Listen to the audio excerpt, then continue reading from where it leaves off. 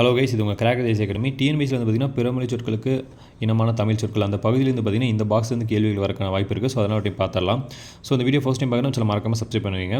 First பாருங்கள், உம்மா அப்படின்னா அம்மா, அடுத்து வாப்பா அப்படின்னா அப்பா, ஏச்சு அப்படின்னா திட்டுதல், அடுத்து கடவு அப்படின்னா படித்துறை, அடுத்து கன்னியார் கோணம் அப்படின்னா ஒரு வயற்காட்டின் பெயர், சரிங்களா. அடுத்து உப்பா அப்படின்னா தாத்தா, சரிங்களா. வாப்பானா தான் அப்பா, உப்பா அப்படின்னா தாத்தா. அடுத்து பாவத்து அப்படின்னா துணி நெய்ய வேண்டிய நூலுக்கு பசை கொடுப்பது.